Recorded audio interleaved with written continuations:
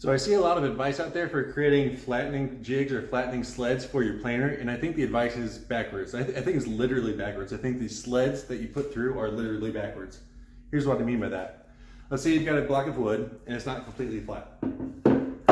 Put it on a flat surface and you can tilt it. So obviously this is not flat and I want a flat block here. Ideally you have a jointer. In this case I don't have a jointer, and I know many of you don't have a jointer. So what you can do is create a sled to run this through the planer in order to face joint one side. So that's really great, except I think there's an extra unnecessary step that involves hot glue, and it's completely avoidable. So a lot of people will have a bed that they put through their planer just to have some flat surface.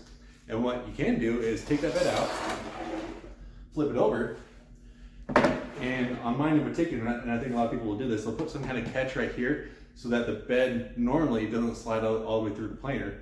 But in this case, in order to create a flattening jig, you do want it to be upside down and have that catch face up so that the whole thing can slide through the planer. So what people will typically do is take the board that they want to face joint, put it on the bed, back it up to the stop block here, so it's securely against it. Then they'll shim it, which is the correct thing to do. And then here's the unnecessary step. They will then add hot glue.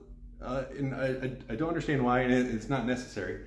They'll add hot glue so that it binds the board to the bed so that the entire bed moves through the planer, and I don't understand why. So as this is going through the planer, what will happen is the wheels of the planer will eventually grab this board.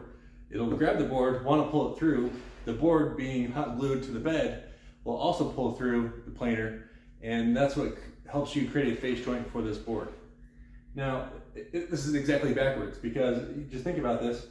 Why do you need hot glue? Or maybe a different question is, why do you need this backstop right here if the board is hot glued to the bed? You don't need it that way. And in fact, what you can do is just turn the whole thing around and avoid hot glue altogether. So take a look at this. Same thing, you have the bed out, this time it's upside down, and you're gonna have the block in front here. And here it's the same process. You take the board that you wanna flatten, put it on the bed, push it right up against, flat against that stop. You'd shim it, and then you don't need any glue. Why don't you need any glue? Because when the wheels of the planer grab this board, it's going to wanna pull that board forward, but that board will immediately get stuck and blocked by this, which will actually in turn pull the whole bed through the planer, which is what you want. And there's no need for hot glue, no need for waiting. And I find this to be extremely efficient. I can go from a flattening jig, run it through a few times, get a nice flat top on this, and then take that board off, no hot glue to clean up, flip it over, and now I've got my flat bed again.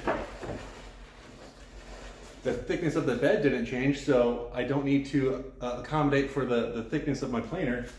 And then I could take the board that I just had a flat surface on, flip it over, run it through, and I'm good to go. It's very fast, very efficient, and I'll demo it right here in just a moment.